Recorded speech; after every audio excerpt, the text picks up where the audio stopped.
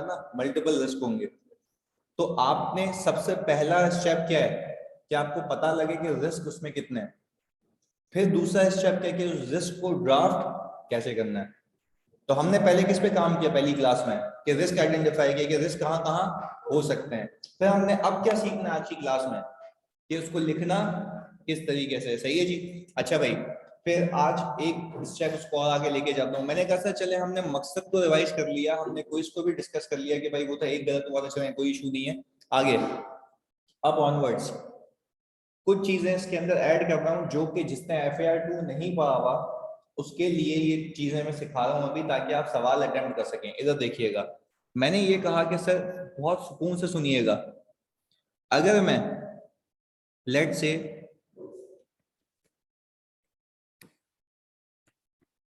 मेरा बिजनेस है क्या बेचने का, बाइक बेचने का, बहुत सुकून से समझिएगा। ये आगे सवालों में ये पूरी नोटिंग मैं आपको करवा रहा हूँ। सही जी, पूरी नोटिंग आपने करनी है ताकि अकॉर्डिंगली आप रिस्क अप्लाई कर पाए।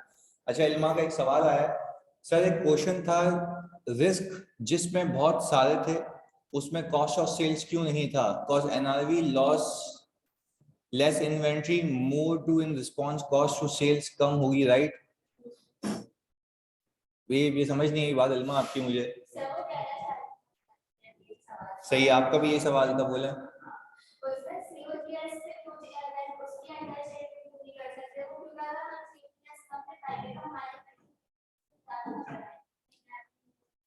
ऐसे तो मैं हमेशा COGS कम दिखाऊंगा,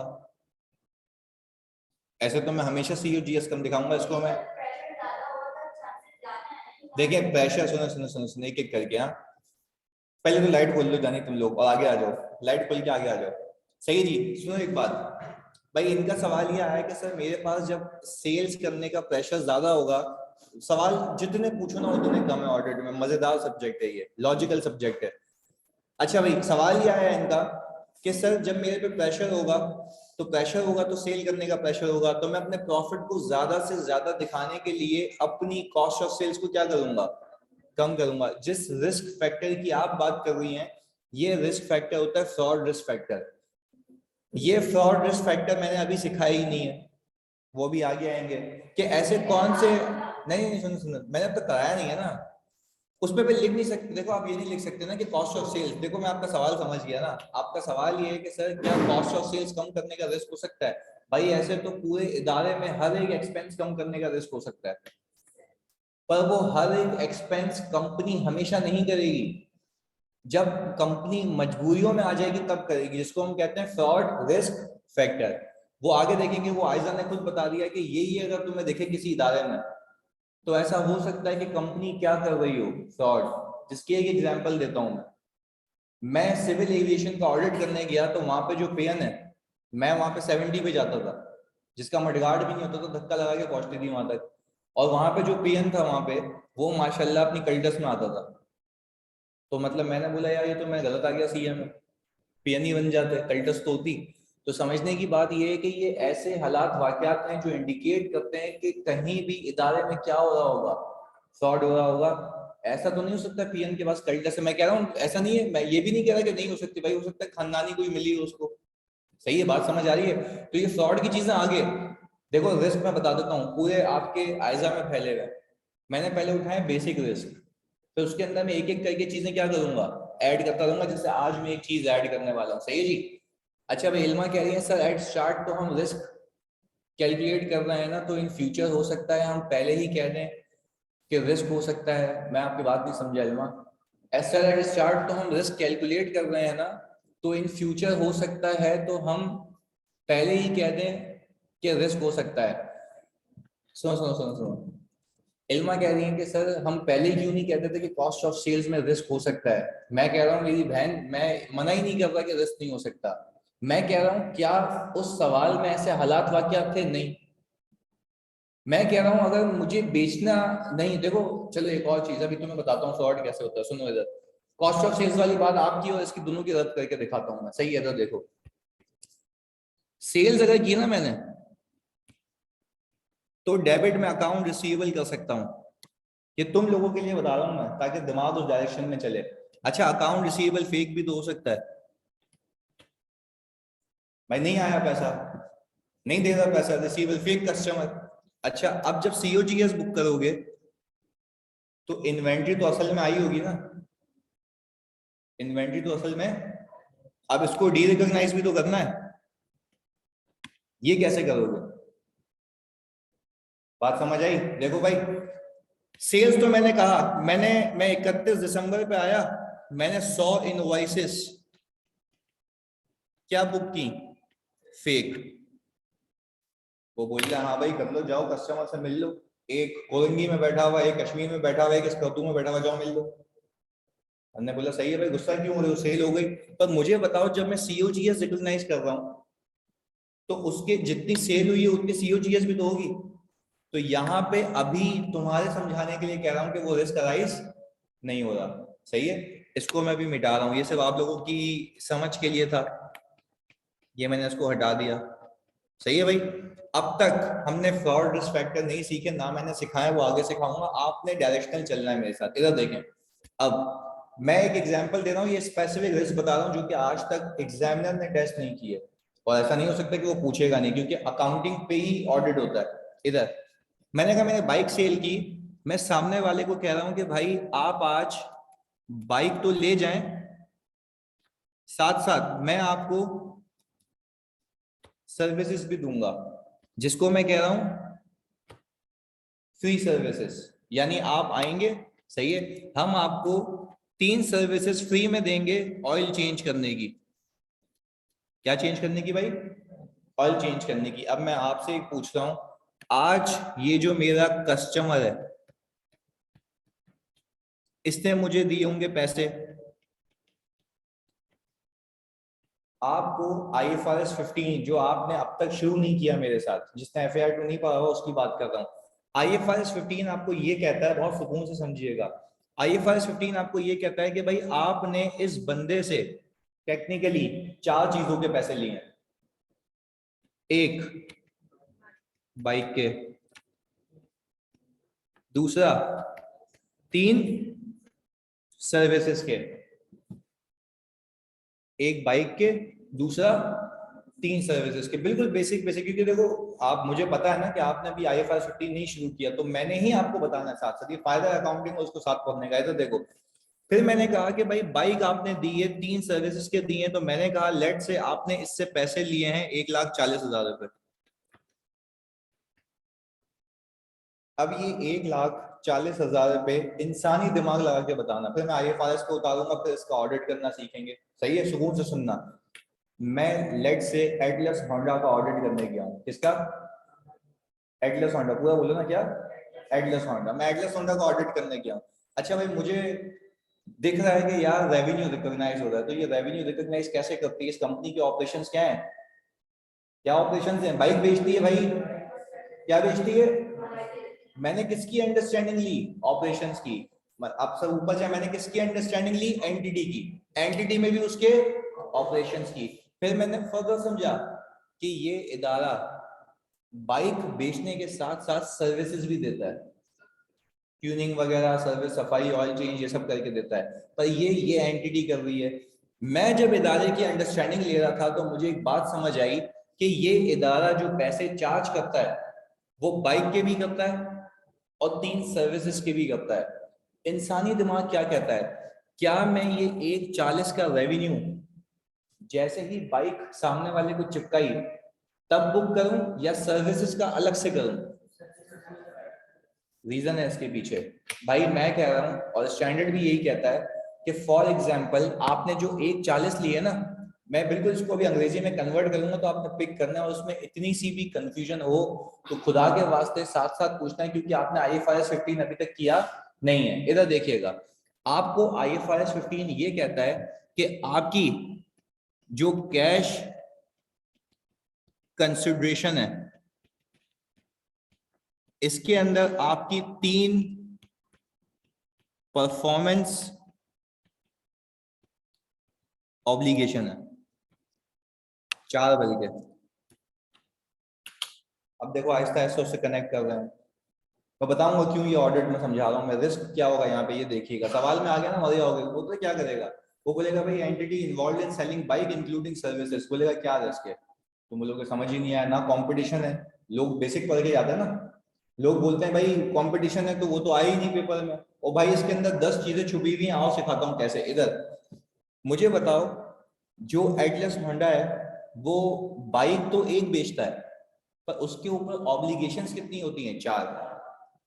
पहला बाइक देना, दूसरा 3 सर्विसेज देना, साथ साथ बोलोगे, पहला दूसरा 3 सर्विसेज देना। क्या मैं कह सकता हूँ एटलस होंडा के ऊपर इस 1,40,000 रुपए की एवज 4 परफॉर्मेंस ऑब्लिगेशन ड्यू हो जाती हैं। अब मैं आपसे एक बात पूछ रहा हूँ, मैं 4 परफॉर्मेंस ऑब्लिगेशन का रेवेन्यू बाइक देते ही बुक करूं, या जब बाइक दूं तो सिर्फ उसका रेवेन्यू बुक करूं? यानी अब दिमाग चल रहा है, अब दिमाग चल रहा है कि सर मैं जब बाइक को दूं तो मैं सिर्फ उसका रेवेन्यू बुक करूं, तो सर्विस का रेवेन्यू कब बुक करूं? सर्विस का रेवेन्यू तब बुक करूंगा जब वो सर्विस लेने आएगा। सर्विस का रेवेन्यू तब बुक करूंगा ओवर अ पीरियड, गलत भंड मार दिया ना। सर्विस का रेवेन्यू तब बुक करूंगा जब वो मुझसे वाकई में बाइक की सर्विस लेने आएगा। तब तक आपको आईएफआरएस ये कहता है कि जो आपने पैसे लिए हैं वो आपके लिए एडवांस है। आपके लिए वो क्या है? जिसको हम आज तक अपनी नॉर्मल जबान में कहा करते थे अनअर्न्ड। क्या कहा करते थे? मैंने बोला आईएफआरएस 15 जो नया आया, लॉजिक कैसी है उसकी? उसने बोला जो पैसे ले रहे हो, अब मैं आईएफआरएस में लेके जा रहा हूँ, हल्की फुल्की बातें बता रहा हूँ वहां की। जब आप पैसे ले रहे हो तो पैसे लेते ही मुझे एक बात बताओ, आपने ये सोचना है कि इस पैसे के अगेंस्ट में आपने कितनी बल्ली सेटल करनी है? 4। पहली बाइक, दूसरी 3, और वो 3 सर्विसेज 3-3 महीने में भी हो सकती है, 6-6 महीने में भी हो सकती है, और 3 साल में भी हो सकती है। व्हाटसोएवर द केसेस वो कॉन्ट्रैक्ट में लिखा हुआ होगा। पहले बताओ यहाँ तक कोई कंफ्यूजन है? फिर मैं इसको रिस्क से भी लिंक करूंगा, ऐसा ही है। चलिए जी, ये मिट क्यों गया भाई? 4 परफॉर्मेंस ऑब्लिगेशन, हम शुरू से ही सारी न्यू चीजें सीखेंगे जो बेसिक बेसिक आती रहेंगी। टाइम लैप्स और रेवेन्यू बुक हो जाएगा। देखो अगर मैंने सामने वाले को ये कहा कि भाई 3 महीने में नहीं आए तो रेवेन्यू बुक हो जाएगा, तो जैसे ही 3 महीने गुजरेंगे एक सर्विस का रेवेन्यू में बुक, मुझे पता सामने वाला नहीं आया, उसकी सर्विस खुद ब खुद लैप्स हो गई। और ऐसा हो नहीं सकता कि नहीं आए, ऐसा हो नहीं सकता कि ना आए। सही है जी, वो एक्सेप्शनल केस हो सकता है कि नहीं आए, तो कोई मसला नहीं, हम क्या कर लेंगे, उसको रेवेन्यू बुक कर लेंगे। आगे अच्छा भाई फिर सुनिएगा, अब पहले बहुत सुकून से समझना। पहला स्टेप जो होता है रेवेन्यू रिकॉग्निशन में, आईएफआरएस 15 की बात कर रहा हूं, 15 की, ये आपको हेल्प भी करेगा वहां पे। पहला स्टेप ये होता है कि आप आइडेंटिफाई करें कॉन्ट्रैक्ट। कॉन्ट्रैक्ट आइडेंटिफाई करना क्यों लाजमी है? ताकि आपको पता लगे कि आपने कितने पैसे लेने और उसके अगेंस्ट में कितनी परफॉर्मेंस ऑब्लिगेशन सेटल करनी है। दूसरा एलोकेट, दूसरा होता है identify different performance obligations. IFRS 15 तुम्हें क्या कह रहा है? सुनो मेरी बात, आईएफआरएस 15 तुम्हें क्या कह रहा है? पहले देखो कॉन्ट्रैक्ट में क्या लिखा हुआ है, फिर कहता है उस कॉन्ट्रैक्ट को देख के ये देखो उस कॉन्ट्रैक्ट के अंदर कितनी परफॉर्मेंस ऑब्लिगेशन। परफॉर्मेंस ऑब्लिगेशन को उर्दू में तर्जुमा करके बताएगा कोई? क्या मतलब है कि इस पैसे के अगेंस्ट में इदारे ने क्या क्या करना है। सामने वाले को क्या करना था? पैसे देने थे। हमें क्या करना था? बाइक देनी थी और 3 सर्विसेज, साथ साथ बोले कि बाइक देनी थी, 3 सर्विस देनी थी। पहले बताओ क्या ये लॉजिकल ड्राफ्ट हुआ हुआ है? इधर देखो, उसने बोला आइडेंटिफाई डिफरेंट परफॉर्मेंस ऑब्लिगेशन, पे तीसरी चीज क्या कहता है सुनना, allocate transaction price to different performance obligations. वो कह रहा है ये जो आपको 1,40 मिले ना, 1,40,000, वो कह रहा है आप देखिए मार्केट वैल्यू कितनी थी इंडिविजुअलिटी में। प्लीज समझना, ये बात नहीं समझा हाथ के हाथ पूछना है कि तुम्हें मैं अकाउंटिंग इसलिए सिखा रहा हूं साथ साथ ताकि मैं ऑडिट के रिस्क के फैक्टर से लिंक कर सकूं यहाँ पे, क्योंकि अब तुमने किया नहीं है ना, तो उसका ये तो मतलब नहीं बोलूं बाद में करेंगे। हाथ क्या करते हैं इसको इधर। मैंने कहा कि भाई मार्केट वैल्यू बाइक की इटसेल्फ जो चल रही है वो है सर कोई 1,50,000, और एक सर्विस की वैल्यू जो चल रही है 1 2 3 हो गई हमारे पास, प्लीज बहुत सुकून से समझिएगा। एक सर्विस की जो वैल्यू चल रही है हमारे पास वो चल रही है सर 5,000, 5,000 और 5,000। मुझे एक बात बताओ, आपको IFRS 15 ये कह रहा है कि आप देखें टोटल मार्केट वैल्यू कितनी थी। अगर मैं असल में फेयर वैल्यू पे बेचता, सर आपने कहा ये हो गई 165, वो कहता है जो आपने प्राइस एग्री किए आप उसको मार्केट वैल्यू के रेशियो में ब्रेक कर दें। किस रेशियो में ब्रेक कर दें भाई? वो कह रहा है मैं मान गया आपने कस्टमर को घेरने के लिए प्राइस कम कोट की है, पर इस प्राइस के अंदर कितनी चीजें हैं? 4। पहला, दूसरा, 3 सर्विसेज, दूसरा 3 सर्विसेज। वो कह रहा है कि भाई जैसे ही बाइक तुम चिपकाओगे सामने वाले को तब भी तो कुछ रेवेन्यू बुक होगा। वो कह रहा है कि अगर तुम्हें देखना है कि इस प्राइस के अंदर तुमने कितने पैसे बाइक के चार्ज किए हैं, तो आप देखें मार्केट में वो चीजें कितने की बिकती हैं, और आप इस 165 से इसको डिवाइड कराएं तो आंसर परसेंटेज कितनी आती है? 0.91। ये 0.91%। क्या मैं कह सकता हूं कि बाइक के लिए मैंने 1,40,000 इंटू 0.91 चार्ज किए हैं? प्लीज बताएंगे कितना आता है? 127273। अच्छा वो एक्चुअल में निकाला आपने? अच्छा 127400। चेक कर लो भाई, यही है राउंडिंग ऑफ का फर्क होगा। 127400 ये आ गया। अब बात सुनिएगा, मुझे पैसे कितने मिले जल्दी बताओ? 140। अच्छा मैंने रेवेन्यू कितना बुक किया? 1274। जैसा आपको पैसे पूरे मिल गए, आपने भी पूरा रिकॉर्ड करके रेवेन्यू। बाकी क्या है? एडवांस है, जिसको हम IFRS की जबान में कॉन्ट्रैक्ट लायबिलिटी कहते हैं। कॉन्ट्रैक्ट लायबिलिटी का मतलब है ये कॉन्ट्रैक्ट में मुझे पैसे मिले हैं जो कि मैंने अब तक कमाए नहीं है।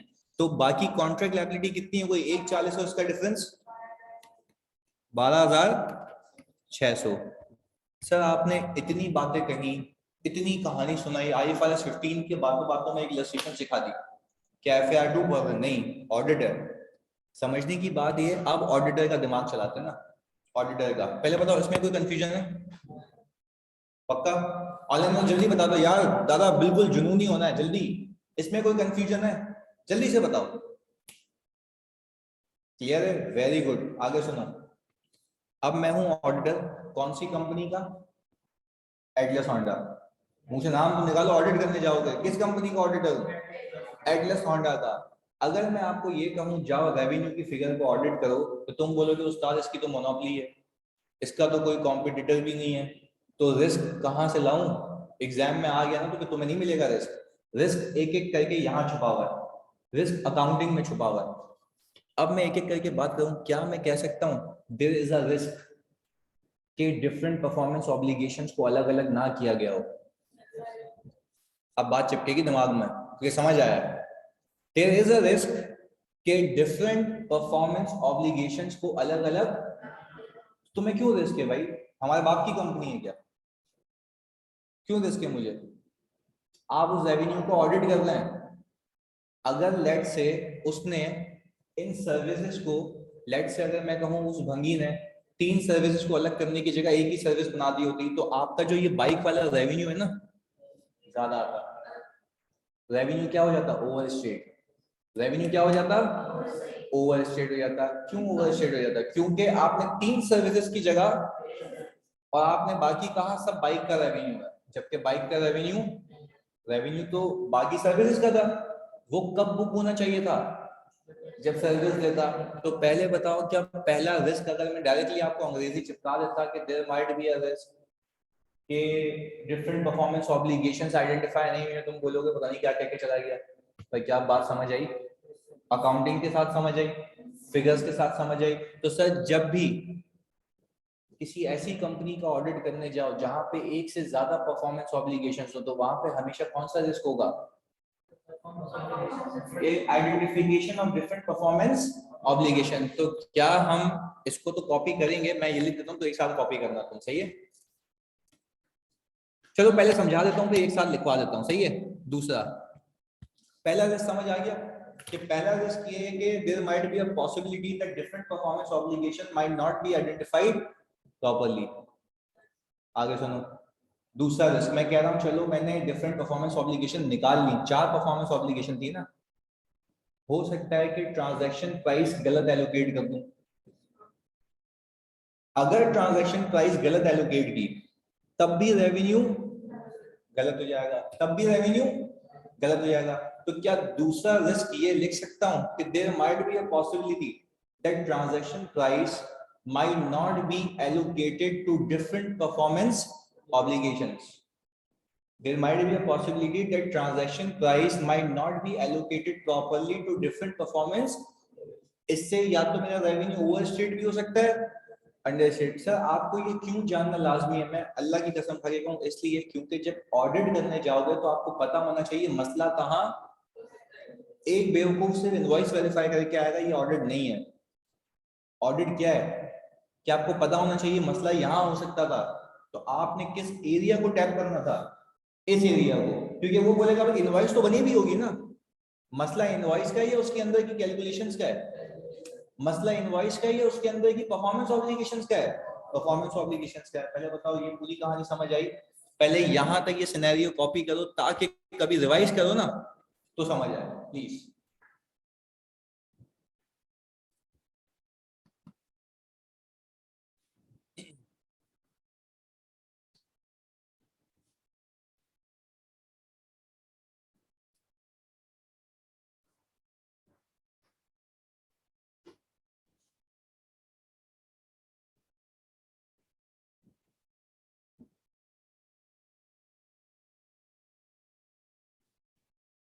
इसके ऊपर लिख भी दो एटलस होंडा।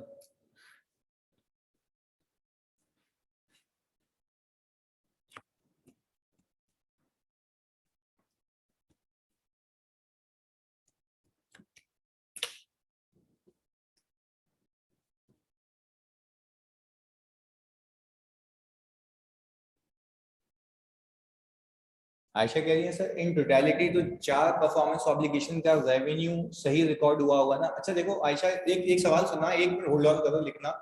आयशा कह रही है सर इन टोटलिटी तो 4 परफॉर्मेंस ऑब्लिगेशंस का ही बुक होगा ना, पर मैं कह रहा हूँ व्हाट इफ कि सर्विस रेवेन्यू को अगले साल जाना चाहिए था, वो किस साल रिकॉर्ड हो जाएगा? इस साल। तो ये कट ऑफ का भी तो मसला है ना आयशा। हाँ जी, ऐसा ही है।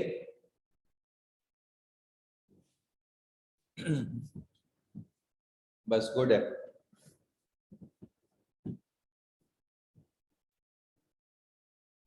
इससे तुम्हें हल्का फुल्का एक झलक मिल गई IFRS 15 की। अभी तक कल राशिद खान इसमें 2 ही रिस्क है।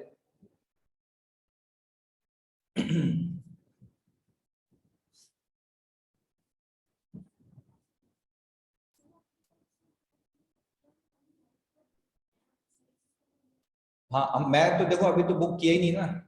मैं कह रहा हूँ मैं जब ऐसी इदारे का ऑडिट करने जाऊंगा तो मुझे देखना क्या है ये, कि मैंने सिर्फ रेवेन्यू उसका बुक किया हो जिसकी परफॉर्मेंस ऑब्लिगेशन सेटल हो गई हो। तो परफॉर्मेंस ऑब्लिगेशन सेटल हो गई है, उसका रेवेन्यू सही कैसे बुक होगा? जब ट्रांजैक्शन प्राइस सही एलोकेट हो गई हो। और ट्रांजैक्शन प्राइस सही एलोकेट कैसे होगी? जब मैंने उसकी डिफरेंट परफॉर्मेंस ऑब्लिगेशंस को आइडेंटिफाई कर लिया हो। तो ये बैक एंड फोर्थ एक साथ सॉल्व कर दूं। ये हो गया भाई, बन गया बंदा ये।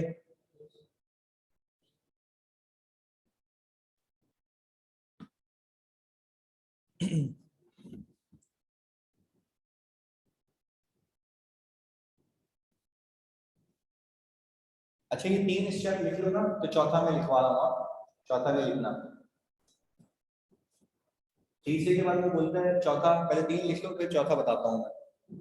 रेवेन्यू रिकॉग्निशन के ये स्टेप्स हैं।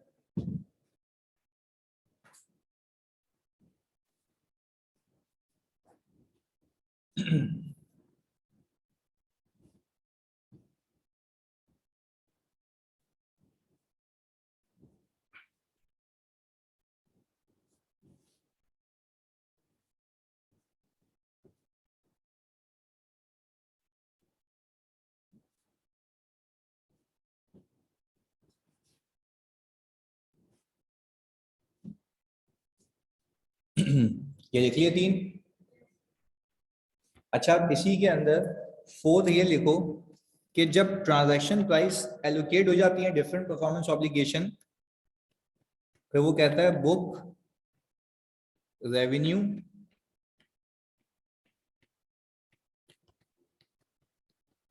एज एंड व्हेन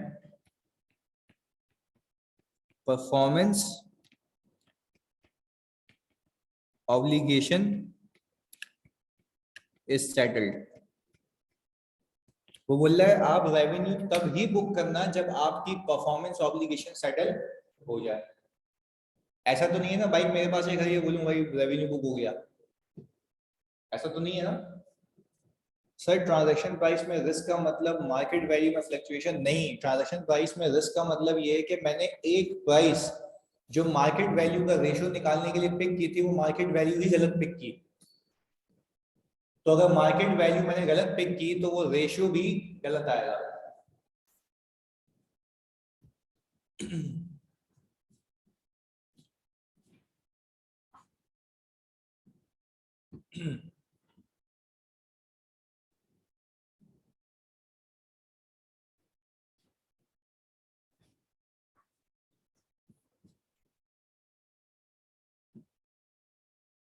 हाँ जी रिस्क लिख लें।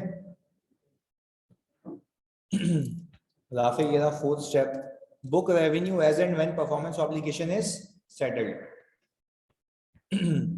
अच्छा सर पहला रिस्क जो हो सकता है ऐसे इदारे के अंदर, हाँ भाई क्या हो सकता है पहला risk? Very good, risk that performance obligation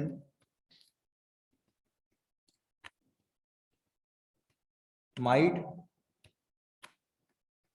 not be identified properly। भाई 4 सर्विसेज थी, 4 ऑब्लिगेशंस थी, 2 आइडेंटिफाई करके बैठे हुए, तो अल्टीमेटली 2 आइडेंटिफाई किए तो बांटोगे भी कितने में? 2 में, तो रेवेन्यू अल्टीमेटली ज्यादा हो जाएगा। Risk that transaction price might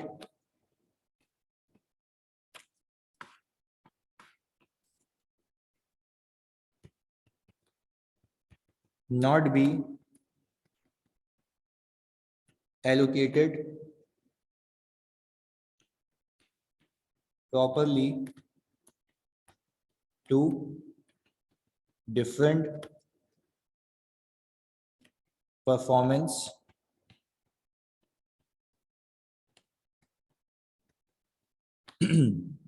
obligation।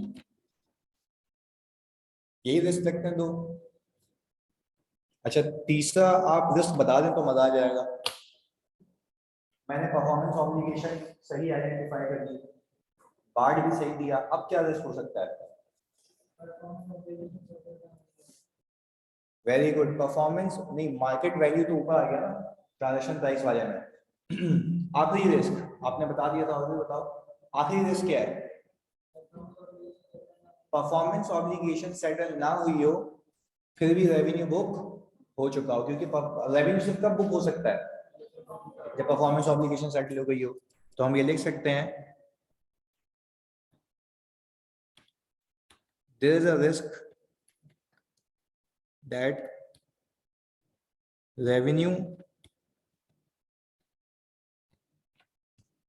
might have been recognized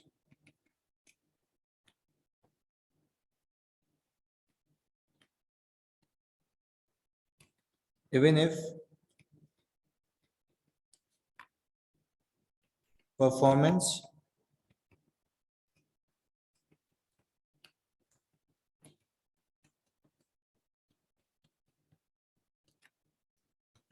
आपने ये बता देना है कि एक रिस्क है यहाँ पे कि परफॉर्मेंस ऑब्लिगेशन सेटल ना हुई हो तब भी रेवेन्यू रिकॉग्नाइज हो चुका हो, जो कि होना नहीं चाहिए। अच्छा अब देखें, ये जो तीन चीजें हैं ना ये बड़ी लॉजिकल है। जो अकाउंटिंग है वही मेरा रिस्क है कि इसके तहत वो ना हो। एक बच्चे ने पूछा कि सर क्या सही है, एक दूसरे पे इंडिपेंडेंट है। भाई क्या मैं ये कह सकता हूँ कि अगर परफॉर्मेंस ऑब्लिगेशन सही आइडेंटिफाई हो भी गई तब भी रिस्क है कि ट्रांजैक्शन प्राइस गलत एलोकेट हुई हो। अच्छा अगर ट्रांजैक्शन प्राइस सही एलोकेट हो भी गई तब भी रिस्क है कि परफॉर्मेंस ऑब्लिगेशन सेटल। अब एक चीज सिखा रहा हूं, तुम पिक कर लोगे मुझे पता है। यहाँ पे भी फ्रॉड का एलिमेंट होता है कि एक बाइक की अभी डीलिंग चल रही है और वो एग्री नहीं हुआ, उसका हमने क्या बुक कर लिया, रेवेन्यू। ऐसा ही है, यहाँ भी फ्रॉड हो सकता है कि जानबूझ के मैंने वैल्यू क्या की, गलत पिक की। तो देखो जहां जहां रिस्क था वहां वहां मैंने टारगेट किया हुआ। तो अगर ये समझे बगैर ऑडिट करूंगा तो आई थिंक ये ऑडिट करना फजूल है। क्लियर? हाँ भाई इसमें कोई मसला, यानी सर IFRS 15 का इस हद तक कोई सवाल आएगा तो आपसे हैंडल हो जाएगा। क्लियर है यहाँ तक? पक्की बात है।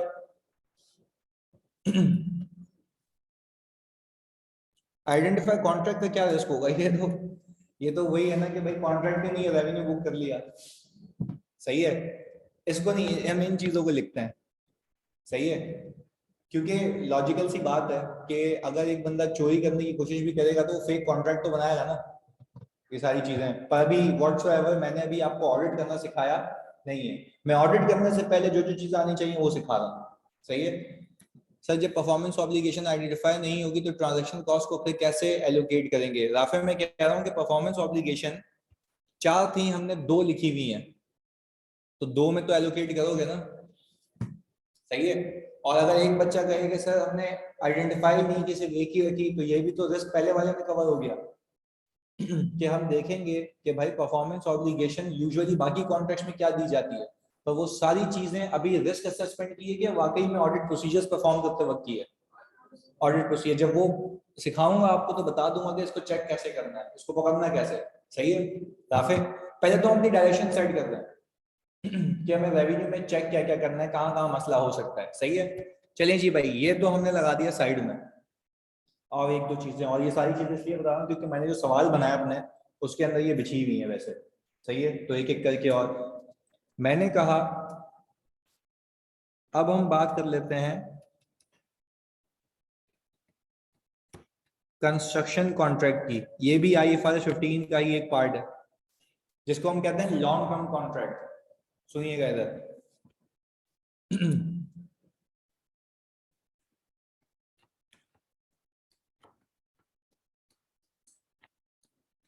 ये 3 इधर। भाई हमने कहा कि हमने कॉन्ट्रैक्ट किया है, ये भी आपने सीखा हुआ नहीं है तो अकाउंटिंग नहीं आती तो पहले मुझे हल्की सी अकाउंटिंग बतानी होगी, फिर उसके क्या बताएंगे रिस्क। और मैं हल्फिया कह सकता हूँ जिस डायरेक्शन में तुम मेरे साथ चल रहे हो, मैं जैसे ही अभी यहाँ पे ये प्लॉट करूंगा अकाउंटिंग समझा दूंगा, तुम रिस्क खुद बताना मुझे। सही है, दिमाग चलाना है इधर। ऑनलाइन वालों एग्री है भाई, रिस्क तुमने खुद बताने हैं once I complete this. Accounting बता दूंगा, रिस्क तुम बताओगे। सही है, इधर आ जाओ।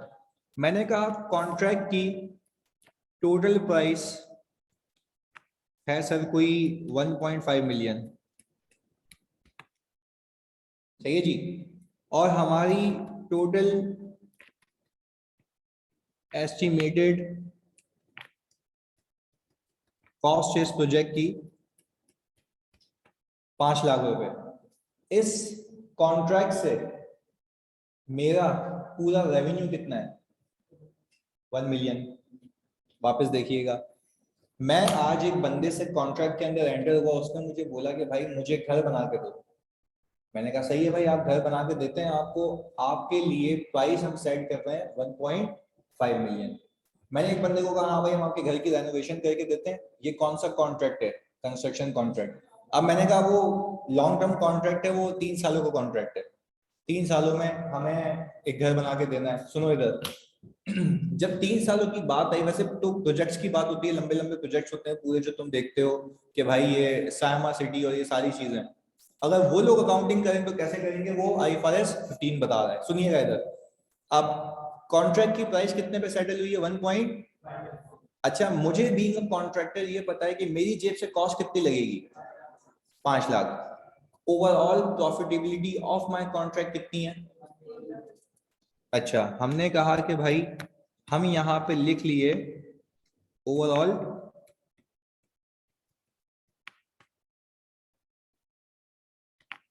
1 मिलियन। अब आपसे मेरा सवाल ये है कि क्या ये 1 मिलियन डे 1 पे रेवेन्यू रिकॉर्ड कर लो। इंसानी दिमाग ये कहता है कि जैसे जैसे आप परफॉर्मेंस ऑब्लिगेशन सेटल करेंगे वैसे वैसे आप रेवेन्यू बुक करेंगे। इसलिए आपको IFRS 15 ये कहता है कि जब आप, ये बहुत इंपॉर्टेंट बात है, जब आप परफॉर्मेंस ऑब्लिगेशन सेटल कर रहे हैं ओवर द पीरियड, फर्क है वहां पे, कुछ जार्गन यूज हुए, मैं जार्गन बता रहा हूँ। एक होती है परफॉर्मेंस ऑब्लिगेशन सेटल करना एट पॉइंट इन टाइम। ऊपर वाली एग्जांपल कौन सी थी, पॉइंट इन टाइम। तुम्हें कैसे पता पॉइंट इन टाइम की थी,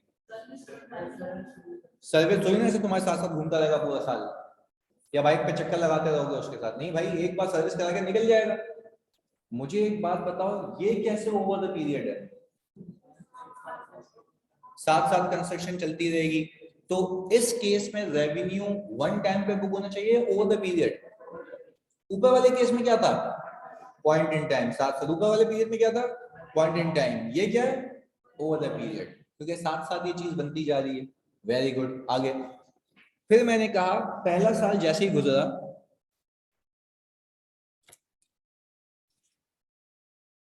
समझिएगा, अभी भी मेरे कॉन्ट्रैक्ट की प्राइस कितनी है, 1.5 मिलियन। अच्छा, अब हुआ ये है, मैं यहां पे लिख रहा हूं CTD। CTD का मतलब है कॉस्ट टू डेट। क्या मतलब है, कॉस्ट टू डेट का मतलब यार समझ नहीं आया मुझे, आज तक की कॉस्ट इस साल की। तो सर वो 5 लाख बताई तो थी, वो 3 सालों की एस्टिमेटेड है, चेंज हो सकती है, वो कौन सी है, एस्टिमेटेड है। सर आपने क्या ये मान लिया कि भाई कॉस्ट टू डेट का मतलब है उस पूरी कॉस्ट में से कुछ ना कुछ इनकर हो चुकी है। हमने कहा चलें सर बिस्मिल्लाह, हमने कहा कि भाई हम आपको ये समझा देते हैं कि out of total 1 lakh rupees इनकर हो चुके हैं। तो क्या मैं कह सकता हूं FEC यानी फर्दर एस्टिमेटेड कॉस्ट कितनी है। अभी भी मेरा प्रॉफिटेबल प्रोजेक्ट है कितने का, 1 मिलियन का। सर ये तो आप वहीं पे ही आ गए, आप तो बेवकूफ बना रहे हैं। मैंने कहा नहीं, अब आप निकालेंगे स्टेज ऑफ कंप्लीशन। वो कैसे निकलता है, इसको हम कहते हैं इनपुट मेथड। क्या कहते हैं, अच्छा, इनपुट मेथड का मतलब क्या है, इनपुट मेथड का मतलब है जितना आपने इनपुट किया उससे आप पता लगाएं कि आपका कितना परसेंट काम कंप्लीट हो चुका है। अच्छा, मैं अगर आपसे ये पूछूं, क्या मैं अगर ये फॉर्मूला बनाऊं जो कि IFRS ने मुझे बताया, cost to date divided by total estimated cost, क्या ये सही होगा, यस। कॉस्ट टू डेट कितनी है, टोटल कितनी है, परसेंटेज कंप्लीशन 20%। क्या मैं बच्चों ये कह सकता हूं, प्लीज फोकस होके बताना, क्या मैं कह सकता हूं कि इस रेवेन्यू में से मैं 20% का रेवेन्यू बुक कर सकता हूं ईयर 1 में, पूरा क्यों नहीं, काम नहीं हुआ मतलब अब अंग्रेजी आएगी, परफॉर्मेंस ऑब्लिगेशन सेटल नहीं हुई है। वेरी गुड यार। तो हमने कहा कि जब मैं फॉर द ईयर 1 का PNL बनाऊंगा तो मुझे अब रेवेन्यू बताएं कितना बुक करूं। 1.5 मिलियन इंटू कितना आ गया। अब एक जादू देखते हैं, कॉस्ट ऑफ सेल्स टोटल कितनी है, इसका कितना परसेंट, यही इनकम हुई थी, ये कितना आ गया। क्या मैं कह सकता हूं ईयर 1 के अंदर मेरा रेवेन्यू कितने का बुक होगा, 2 लाख रुपए का, सॉरी 2 लाख रुपए है ना, सही है ना, 3 लाख रुपए का रेवेन्यू है, 1 लाख रुपए की सीओजीएस है, प्रॉफिट कितना आ गया 2 लाख रुपए का। अच्छा जी, अब इसके अंदर नीचे फर्दर वो अपने एक्सपेंसेस आएंगे, वो माइनस होते होते वो पीएनएल बन जाएगा। पर मुझे एक बात बताओ, इस पूरी सिचुएशन को अगर तुमने देखा, ये वो केस है जब कंपनी कौन से बिजनेस में इन्वॉल्व है, कंस्ट्रक्शन कॉन्ट्रैक्ट में, रेवेन्यू कैसे बुक होगा, इन टाइम या over the period, over the period. मैं एक एक करके पूछूंगा, इंसानी दिमाग लगाना, बिल्कुल ऑडिटर बन के सोचो कि तुम ऑडिट करने जाते तो तुम्हें क्या रिस्क नजर आते इस वाली कंपनी के अंदर जो कि ऐसे अकाउंटिंग करती है। आप बताएं, बल्कि नहीं आप बताओ, सोचो। ऑनलाइन वाले आप बता सकते हो, बिल्कुल कोई गलत भी बताओगे ना, अभी कौन सा ऑडिट तुम्हें आता है, मैं तो कि व्यू दे रहा हूं जी।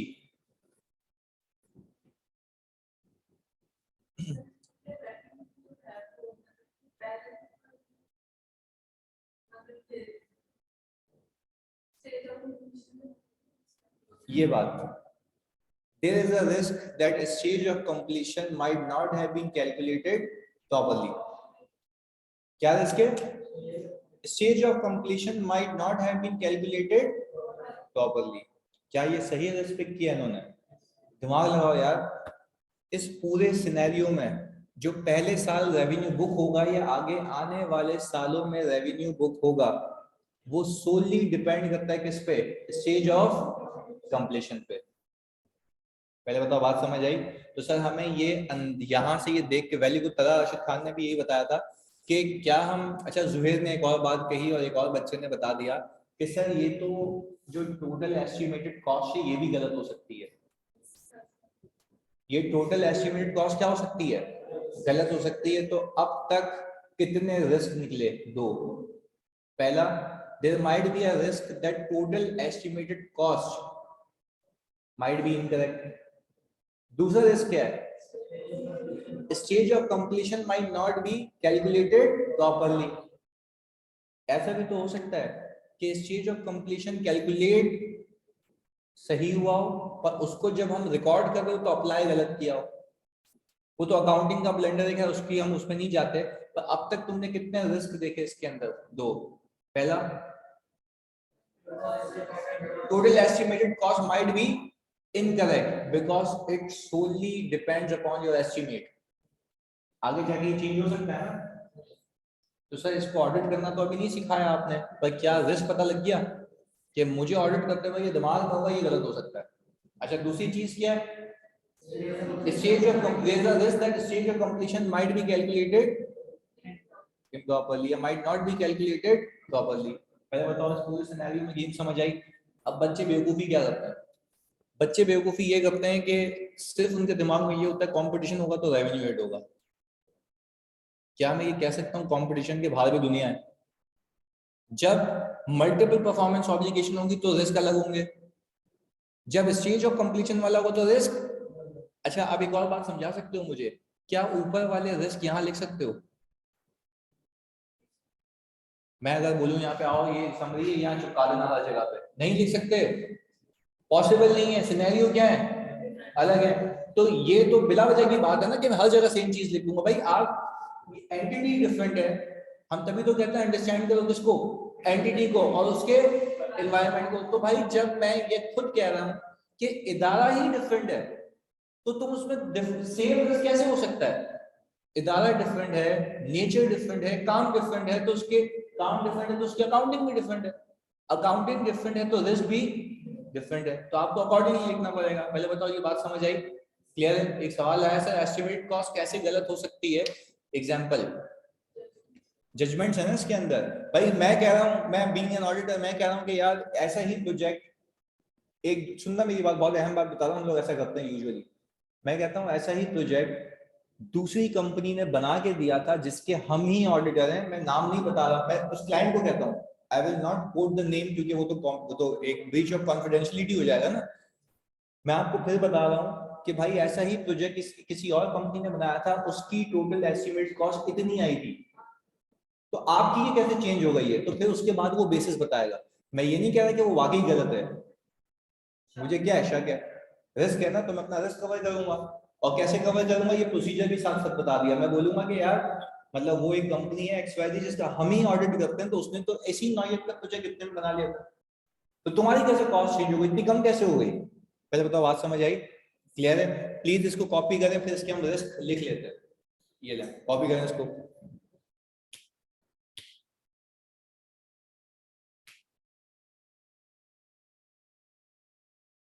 हाँ जी, राफे, तला, आयशा, क्लियर है? जुहेर?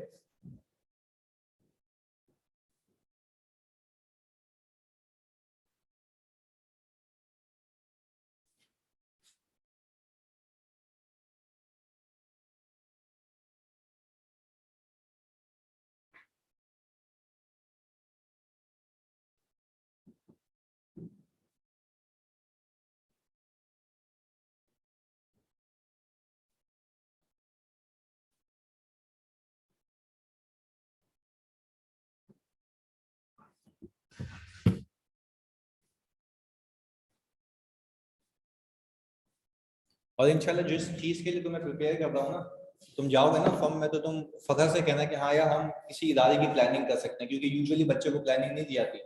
आपने इनपुट देना, बोलना कि यार बस ऐसे होती है, मुझे पता है, आप चांस तो दें, लिख के देते हैं हम आपको। हमारे एक स्टूडेंट है सकलैन, मेरे पास ही EY में, तो उससे मैं पूरे एंटिटी की प्लानिंग करवा रहा हूँ।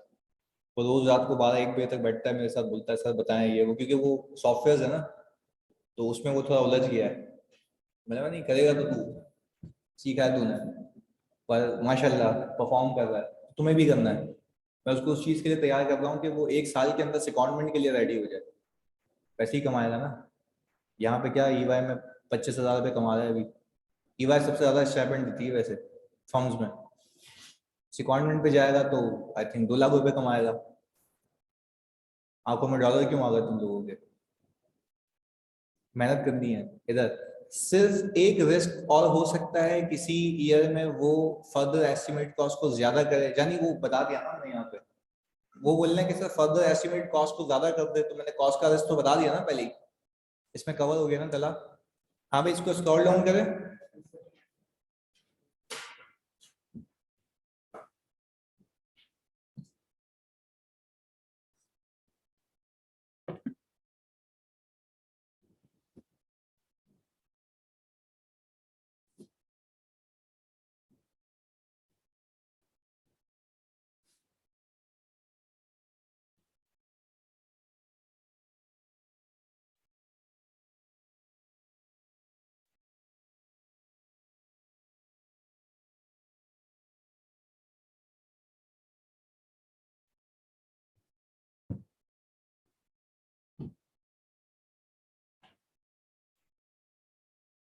मोहम्मद कुबैब कह रहे हैं सर लास्ट एग्जांपल में सेकंड रिस्क फर्स्ट पे डिपेंड करता है। मैं कह रहा हूँ कि मेरी जान, अगर फर्स्ट में अगर एक ही परफॉर्मेंस ऑब्लिगेशन है तो एलोकेट नहीं की होगी ना, रिस्क तो फिर भी एग्जिस्ट करता है। सही है। अगर फॉर एग्जांपल मैं कहूँ कि कोई डिफरेंट परफॉर्मेंस ऑब्लिगेशन नहीं थी, एक ही थी, तो फिर ट्रांजैक्शन प्राइस के एलोकेशन का मसला नहीं होगा।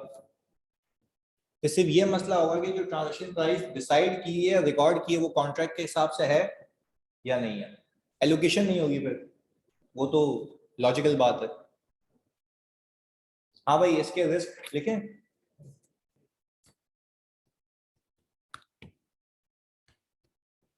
हाँ जी, पहला रिस्क। हाँ भाई, जल्दी बताएं अंग्रेजी में क्या हो सकता है।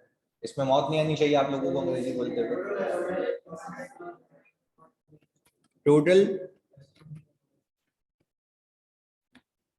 Estimated cost might.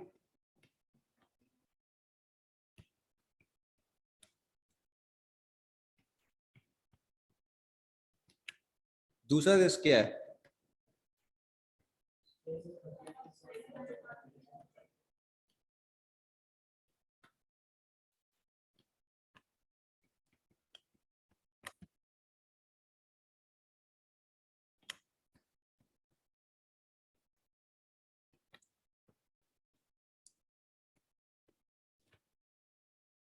एक और चीज बताता हूँ तुम्हें, यह है तो ऊपर लेवल की, पर समझ आनी चाहिए तुम्हें। There is a possibility total estimate cost.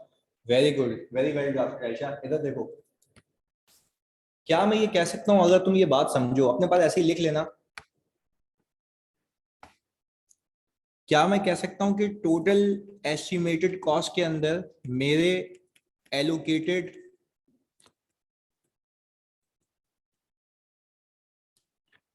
Overheads भी हो सकते हैं?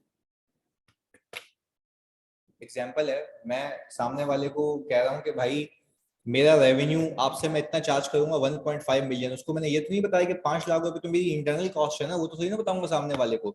पर ये जो 5 लाख रुपए की मेरी इंटरनल कॉस्ट है, इसके अंदर मल्टीपल चीजें होंगी, एक एक करके यहाँ पे लिख रहा हूँ, आपको और क्लियर होगा कि क्यों एस्टिमेट में गलती हो सकती है। सुनिएगा, क्या इसके अंदर पहला, ये ओवरहेड्स के नीचे नहीं लिखता, ये अलग से लिखता हूं। ओवरहेड्स में क्या आएगा, सुनिएगा, जो मशीनरी है, क्या उसका डेप्रिसिएशन आएगा? अब ये भी तो एक मैटर है ना, कि क्या ये मशीनरी इस प्रोजेक्ट पे यूज हो रही है, बाकी जगहों पे भी यूज हो रही है, तो इस पे डेप्रिसिएशन कितना एलोकेट करना है। क्या आ गया इसके अंदर, एस्टिमेट। बात समझ आई? आगे फिर मैंने कहा हेड ऑफिस का जो स्टाफ है, उसकी कोऑर्डिनेशन वगैरह हो रही है, जो उसकी सैलरी है वो भी तो एलोकेट होगी। तो जो उसकी सैलरी एलोकेट होगी, तो क्या वो एलोकेशन की परसेंटेज सही है? ये भी एक रिस्क है। तो मैं ये बताना चाह रहा हूँ, टोटल एस्टिमेट कॉस्ट में मटेरियल की कॉस्ट तो होती है, लेबर कॉस्ट भी होती है, बट एलोकेटेड कॉस्ट भी होती है। और मैं ये भी प्रूव कर सकता हूँ कि मटेरियल की कॉस्ट भी एक अंदाजा है, क्योंकि आगे जाके इन्फ्लेशन की वजह से वो क्या हो सकती है, चेंज हो सकती है।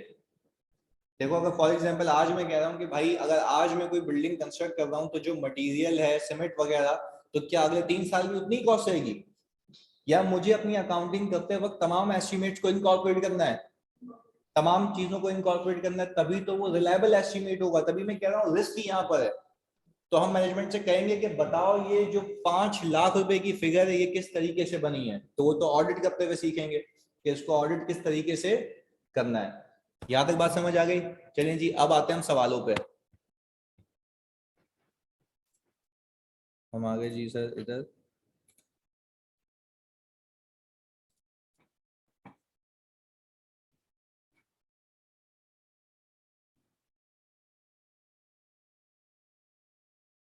अच्छा, ये देखिए, मैं बच्चों को दिखा भी देता हूँ ये, 1 मिनट। आई होप आपके पास स्क्रीन आ रही होगी ऑनलाइन वालों, आ रही है स्क्रीन? बुक का आपके पास एक समरी का पेज आ रहा होगा, इधर देखें कि जो बताया था मैंने कि जिस तरीके से ये बनी हुई है, ये देखें एक एक पेज की इसकी समरी है। और ये भी बताया हुआ है कि एंटिटी और एनवायरनमेंट कितने चैप्टर्स में कवर्ड है, 1 और 2 में, और इंटरनल कंट्रोल कौन से चैप्टर में कवर्ड है, 3 में। यानी प्रॉपर लिंक्ड है ये। आपको रिवाइज करना है तो आप ये सारी चीजें देखें, आपको ये समझ आ जाएंगी। तो ये थ्योरी है, मैं रीड करवाऊंगा पूरी, इसकी टेंशन नहीं लेना। पर आपको एक बात बताऊं, थ्योरी में से सवाल नहीं आता। सवाल किससे आता है? सिनेरियोज से। आए देखते हैं एक एक करके। मैं सबसे पहला सवाल यहाँ पे पेश करने लगा हूं, तो प्लीज बी रेडी।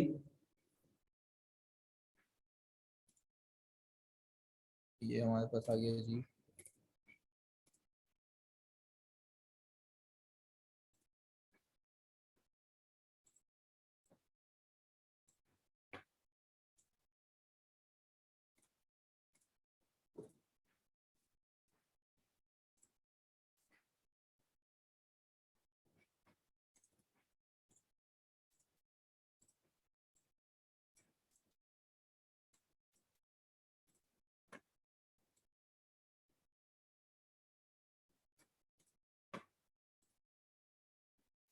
हाँ भाई, ऑनलाइन वालों, आपके पास ये स्क्रीन आ गई सवाल के साथ।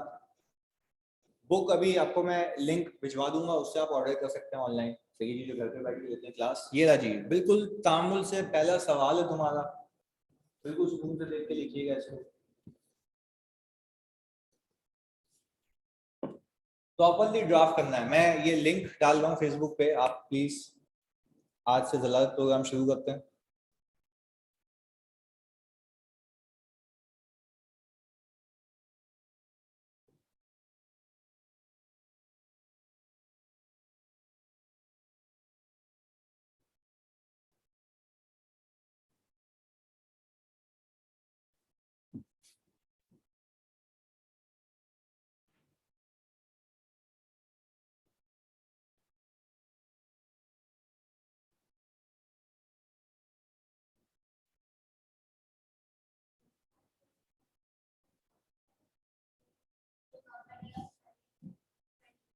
आप लिखे लिखे लिखें, ये लिख के,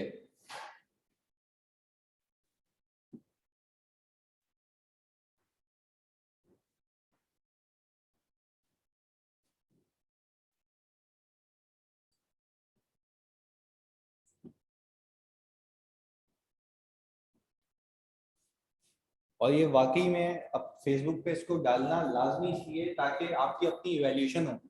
लिखते कैसे, चेक नहीं करोगे तो फिर कौन है दूसरा इसके आगे जो चेक करेगा, खत्म बात पे कहानी, यहाँ से आगे की कहानी नहीं है फिर।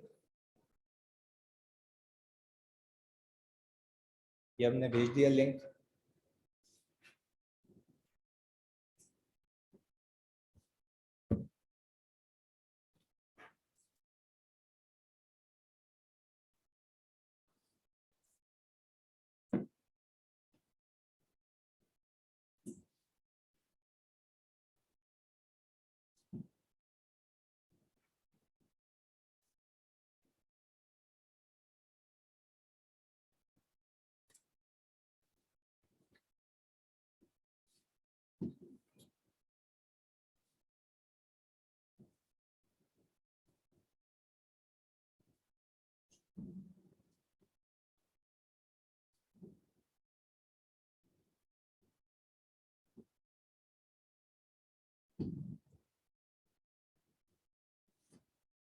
हाँ भाई, कुछ हेल्प करूँ? कंपनी का एक बिजनेस ये है कि वो कंस्ट्रक्शन बिजनेस में है और ऑन गोइंग मेंटेनेंस सर्विसेज भी देती है जो प्रॉपर्टीज प्रीवियसली कंस्ट्रक्ट हो चुकी हैं। तो मुझे तो लगता ही है कि इसमें IFRS 15 के दोनों रिस्क हैं। एक पहला वाला पॉइंट इन टाइम वाला जिसमें डिफरेंट परफॉर्मेंस ऑब्लिगेशन थी, और दूसरा कंस्ट्रक्शन वाला। कंस्ट्रक्शन वाले में क्या मसला है, देखो क्या है ना, कंपनी, देखो यही तो गेम है, कंपनी स्पेशलाइज कर रही है किसमें। जैसे ही मैंने ये पिक किया तो यही तो, अच्छा बच्चे क्या करते हैं, काम की बात तो बीच में होगी ना, तुम्हारी आदत होती है चल भाई तो कंपनी का नाम आ रहा होगा, एग्जामिनर ऑडिट में कंपनी के नाम से ही शुरू करता है। हमने इसको कटा दिया ना पर कि company specialise in property consult, अबे इसमें ही तो बात छुपी हुई है कि कौन सा बिजनेस कर रही है। जैसे ही मेरा दिमाग चला, नॉलेज होनी चाहिए मुझे, क्योंकि आपने तो अभी ऑडिट मुझसे ही सीखना है ना, जो सीखना है मेरे एक्सपीरियंस से। तो जैसे ही आपने बोला कि यार कंस्ट्रक्शन बिजनेस में, मेरे दिमाग की बत्ती जली, टोटल एस्टिमेटेड कॉस्ट गलत होगी, और दूसरा क्या था, साइड में लगा दो इसको, हो गया रिस्क। आगे रीड करो, providing ongoing annual maintenance services, उसमें से सब नहीं लिखना, देखना है कि भाई there might be a risk that performance obligation of annual maintenance services might not have been settled and revenue have been recognized in advance, ये भी हो सकता है। आपको यहां से जोड़ के लिखना है उसको कि भाई company is involve in providing ongoing maintenance services which is the separate performance obligation.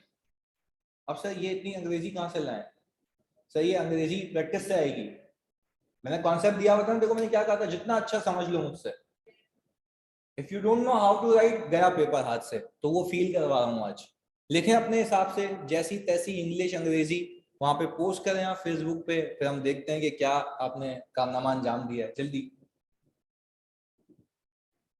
Comment, comment नहीं नहीं नहीं, कमेंट सब, एवरीवन, वो भी आप भी सब।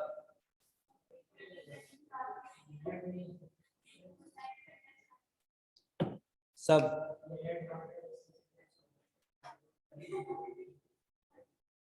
नहीं,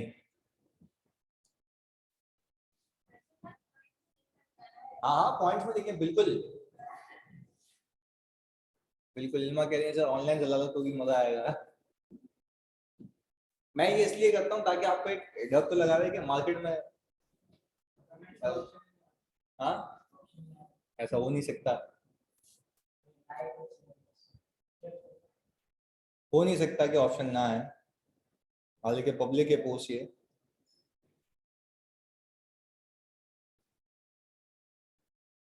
मैंने कर दिया who can comment on this post, मैंने कह दिया पब्लिक। अब आएगा देखो, टेक्नोलॉजी का भरपूर इस्तेमाल है। रिफ्रेश कर, आ गया होगा। सही है। सॉरी नहीं लिखी हो कमेंट के ऊपर, ये इसकी तस्वीर डाल, आप अपनी कॉपी पे लिखें, पिक्चर खींचें, वहां कमेंट में पोस्ट करते हैं। 5% नॉन रिफंडेबल का क्या होता है ट्रीटमेंट? भाई 5% नॉन रिफंडेबल जो भी मिला है, इसको भी तो ओवर द पीरियड बुक होना है ना, तो इस पे क्या रिस्क होगा? जल्दी बताओ यार जानी। ये 5% जो एडवांस मिला है, क्या इसको उसी वक्त रिकॉर्ड होना चाहिए एज अ रेवेन्यू या ओवर द पीरियड? तो there is also a risk that this 5% non-refundable might have been recognized as revenue.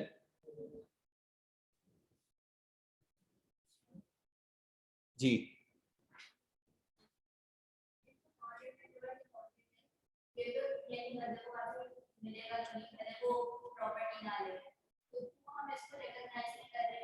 देखो, नॉन रिफंडेबल डिपॉजिट भी तो एक चक्कर है ना। नॉन रिफंडेबल डिपॉजिट है, मैंने मान लिया, पर वो भी तो यही कहेगा ना, चलो मैंने आपको पैसे दे दिए, पर आप अगर अपनी परफॉर्मेंस ऑब्लिगेशन से भाग गए तो क्या आपको ये वापस नहीं करने पड़ेंगे?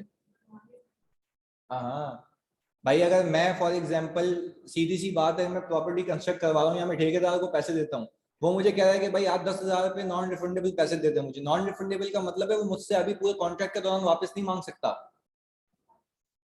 बात समझ आई? तो परफॉर्मेंस ऑब्लिगेशन नहीं करेगा तो ऐसा कौन सा दुनिया का लॉ है जो, वो रेंट में होता है मेरी बहन।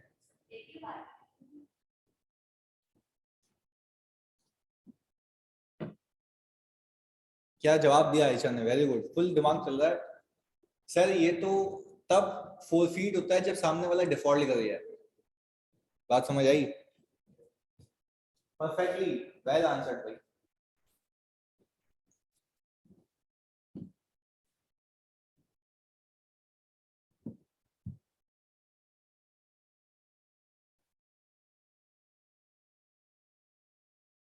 एक कमेंट आया है मुझ का, there is a risk that transaction price may be incorrectly allocated between performance obligations.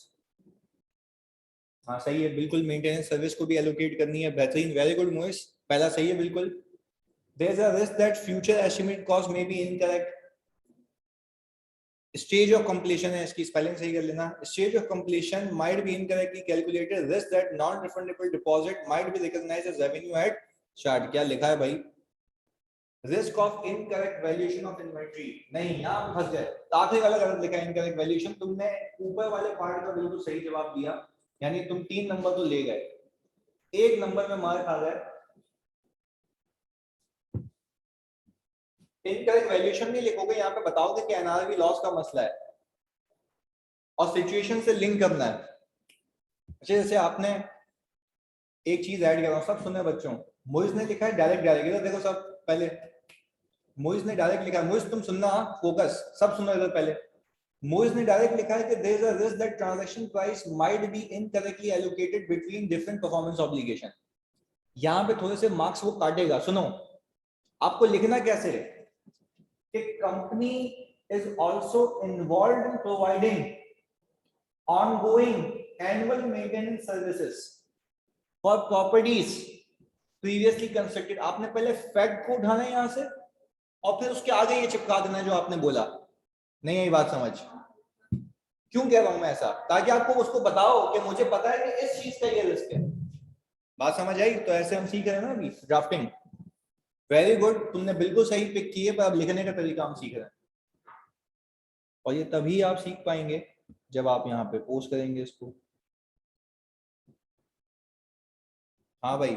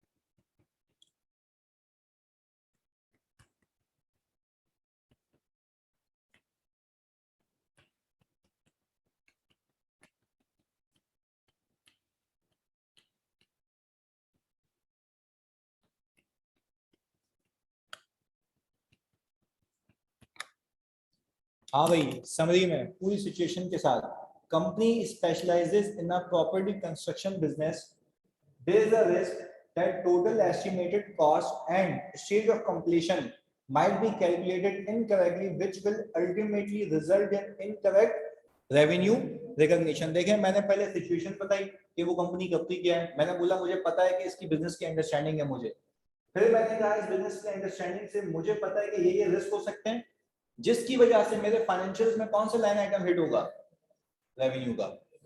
क्या ये बिल्कुल सही है? क्यों नहीं होगा, मैंने लिखा है, अगर जल्दी इसको कॉपी कर लें।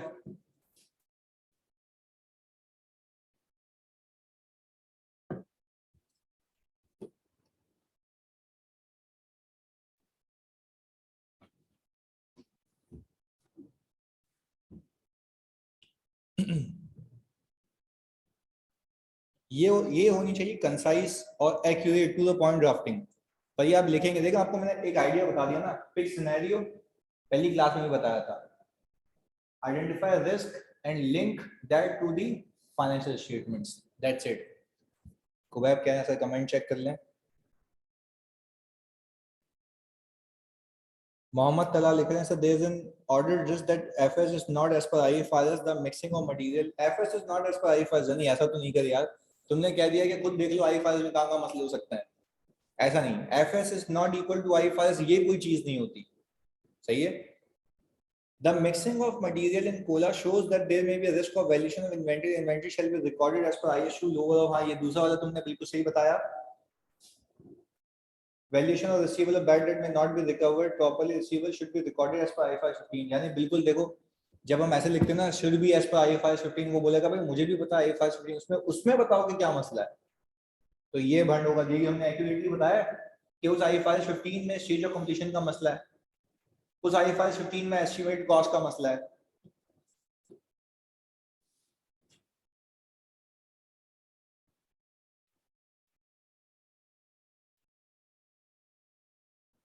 वेरी गुड यार खुबैब, लिखा तूने बेहतरीन है।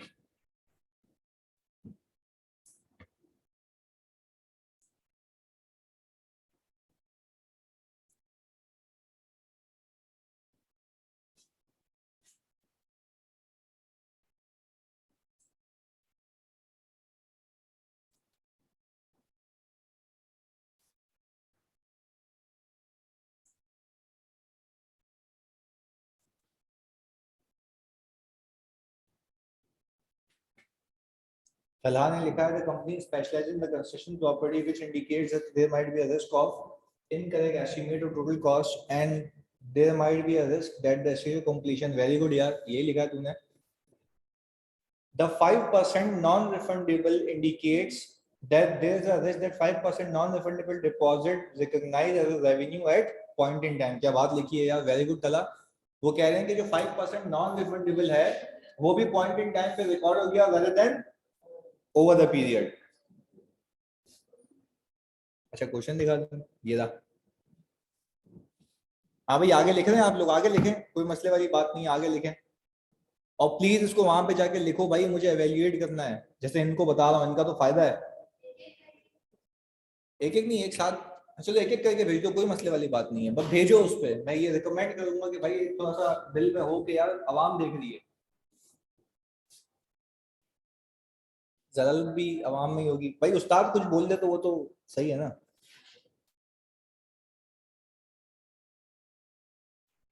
राफे ने लिखा है the company is engage in business of construction therefore there might be a risk that stage of completion might not be calculated or estimated cost might no be incorrect। ऐसा उसको थोड़ी अंग्रेजी सही कर लेना। The company also provide an ongoing annual maintenance services which could result in the performance obligation might not be identified properly। Very good यार, ये अच्छा लिखा है तुमने। Another business of the company is to sell cola products and due to problem of mixing there might be other NRV loss might be understated of cola products and inventory of such product might be overstated। Very good कह देते हैं तुझे।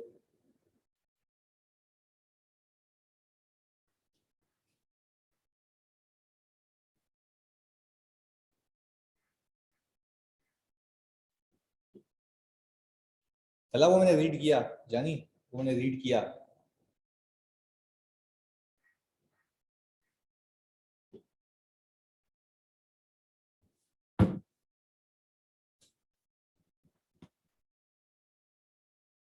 Comment वाला option बिल्कुल show हो रहा है यार, मैंने सब पब्लिक किया हुआ है। Who can comment on this post? Public.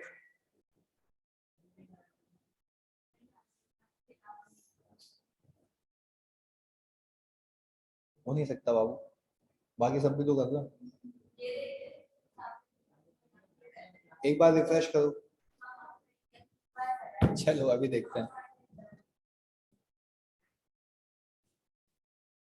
इसको यूं भी कर सकते हैं ना, हमने इसको शेयर किया,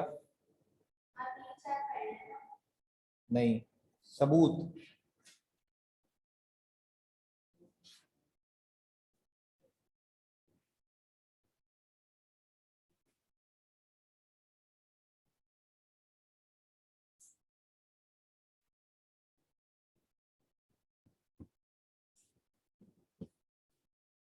इल्मा लिखते हैं company is involve in property construction business, they are following risk, that total estimate को might be, revenue might not be recorded as per IFRS. ये गलत लिख देना, revenue might not be recorded as IFRS 15 नहीं होता कुछ भी।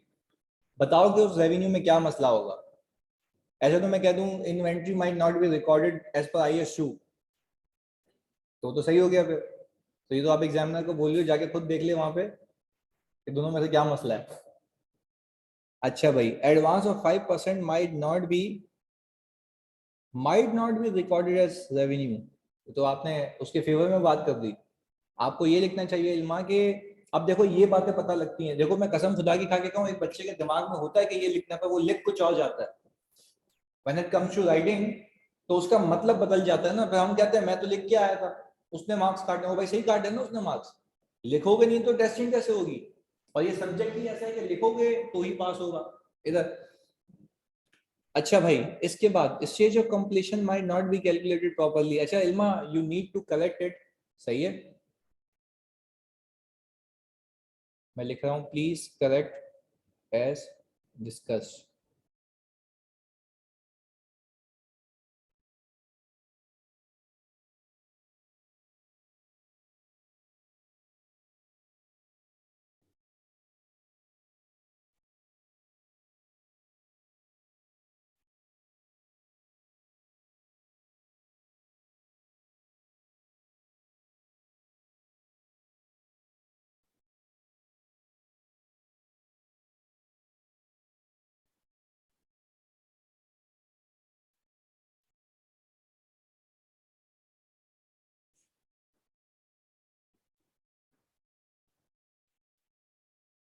अब आ जाएगा, मे बी वो उसकी वजह से होगा, जो फ्रेंड्स पूरे हो चुके हैं।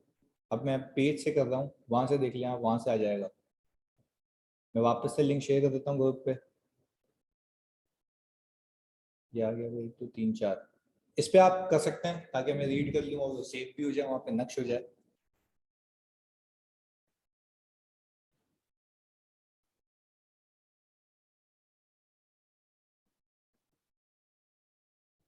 इल्मा एडवांस वाला पॉइंट ये कि जो एडवांस मिला है ना मुझे, वो अनअर्न होना चाहिए ना, मेरा कॉन्ट्रैक्ट लायबिलिटी होनी चाहिए टिल द टाइम कि मैं अपनी परफॉर्मेंस ऑब्लिगेशन सेटिस्फाई करूँ।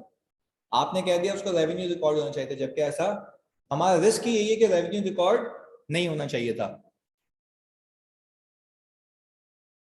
ऐसा ही है जी। अच्छा जी, अब इसके बाद बाकी बच्चे देखें, मुजम्मिल ने भी लिखा है there is a problem in raw material of cola off. अच्छा तुमने लिखा है Muzammil, as there is a problem in raw material of cola off batch April, there might be an RV loss which might not be recorded or understated, and there might be an impairment loss। यार impairment loss नहीं जानी।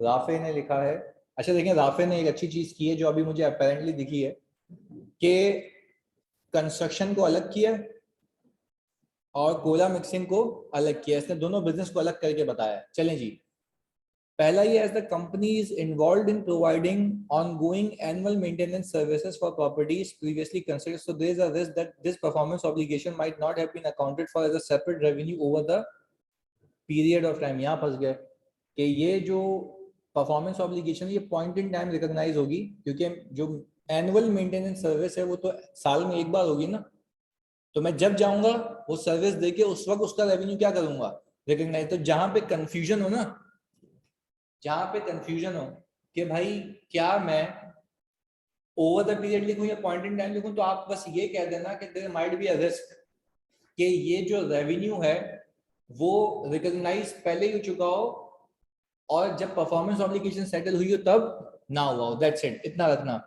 There is a risk that the total estimated cost might not be correct, ये बिल्कुल सही है, which result in incorrect revenue, there is a risk that the stage of completion। अच्छा देखो, जब मैं स्टेज ऑफ कंप्लीशन वाली बात करता हूँ तो टोटल एस्टिमेटेड कॉस्ट और स्टेज ऑफ कंप्लीशन की बात एक साथ करना, क्योंकि इन दोनों की वजह से मेरा रेवेन्यू क्या होगा, गलत रिकॉर्ड होगा। फिर कोयला प्रोडक्ट्स के लिए आपने लिखा है there is a problem in mixing of raw material with in production process which result in reduction in sales, so there is a risk that inventory might be overstated, ये बिल्कुल सही लिखा है। चायशा कह रही है मैंने अम्मी के नंबर से कर दिया, ओके सही है। As the company is specialized in property construction business, therefore there might be a possibility that stage of completion of recognizing the revenue might not be recorded properly, might not be calculated होगा Ayesha, and the estimated cost incurred in satisfying the performance obligation might be incorrectly recorded। नहीं incorrectly recorded नहीं, incorrectly estimated। नहीं अब उस पे तो आ जाएगा ना, पेज पे तो आ जाएगा। ब्लॉक किया हुआ तूने मेरे को? हाँ नहीं है भाई, आ जाएगा यार अभी अभी यार 5,000 पूरा भी तेरे सामने किसी को कटाता हूँ तो इसको ऐड करता हूँ तेरे को। Company is involve in providing ongoing annual maintenance services. अच्छा मैंने दो चीजें करेक्ट की हैं, सही है Ayesha. Company is involve in providing ongoing annual maintenance services for the properties previously constructed. There is a risk that transaction price of contract might not be allocated properly to different performance obligation. Very good. There is also a risk that the advance in this case might be recognized at point in time। अच्छा इसमें simple ये होते हैं ना कि there is a risk that advance received might have been recognized as revenue instead of contract liability। हाँ आप एक काम करो ना, आप व्हाट्सएप करो, मैं खुद पोस्ट करता हूँ वहां पे, सही है, मैं ये सर्विसेज भी दे देता हूँ। On the other hand, selling cola product, the raw material purchase in the month of April is inappropriate, due to which complaints and the demand for these product decreases, there is a risk the inventory might not have been valued properly। अच्छा inventory के लिए आप simple ये लिखना बच्चों, सुनो, inventory के लिए लिखना there is a risk of NRV loss and overstatement of inventory, क्योंकि ये बात यहाँ से साबित हो रही है कि वो अब वो जो बैच है स्पेसिफिक वो बिक नहीं रहा। इसके आगे की भी एक मंतक लाऊं, कौन सी, जो कस्टमर कंप्लेन कर रहे हैं हो सकता है वो कोला प्रोडक्ट जो उनके पास है वो आपके मुंह में वापस मार के चले जाए, तो सेल रिटर्न का भी क्या है, रिस्क है। पर खैर वो अभी साइड में रखते हैं, हम बेसिक बेसिक पे बात कर रहे हैं अभी, यहाँ तक कोई मसला है इसमें, पक्की बात है। चलें जी, तो सर हम बाकी भी लिख लेते हैं यहाँ पे ताकि आपके पास एक ऑन हैंड वो हो जाए। दूसरा क्या था भाई, company is providing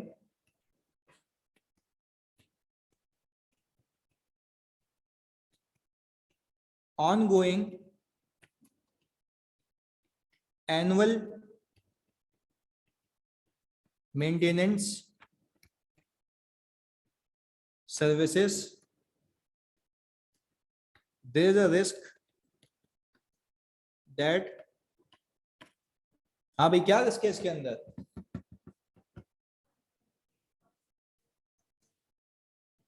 transaction price might not have been allocated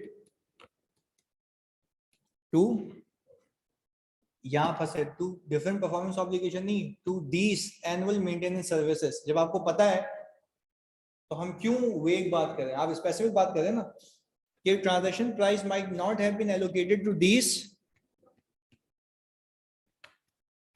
annual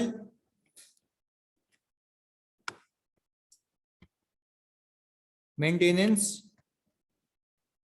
services. मैं ब्रैकेट में लिख सकता हूं जिसको मैं कह रहा हूं different performance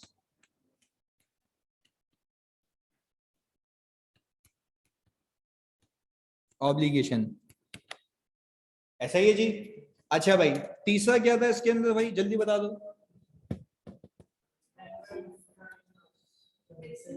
advance of 5% might be recorded as instead of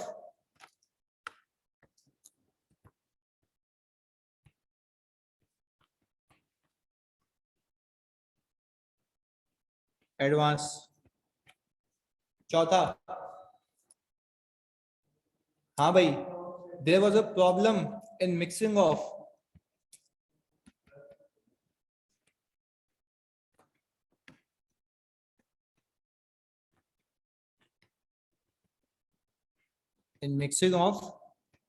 raw material.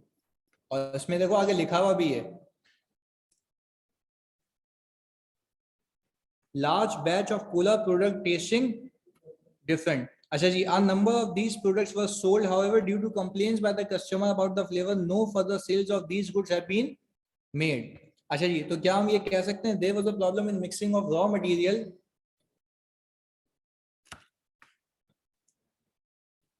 and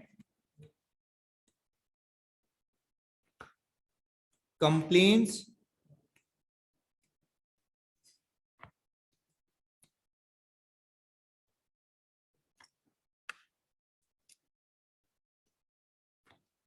indicates that company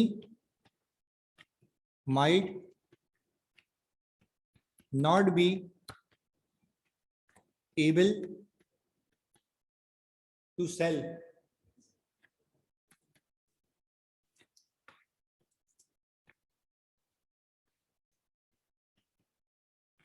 this batch of cola product, due to which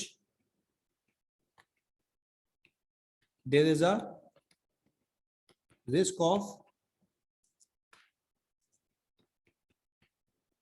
overstatement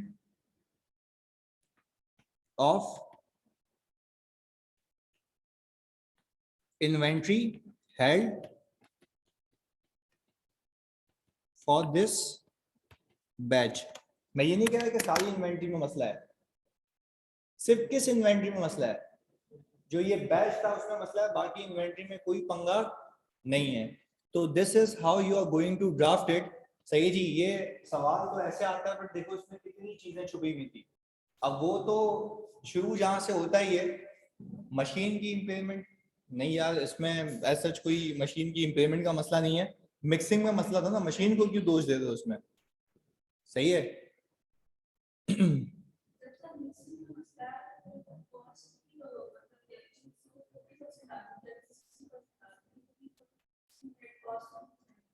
नहीं, मैं समझा नहीं।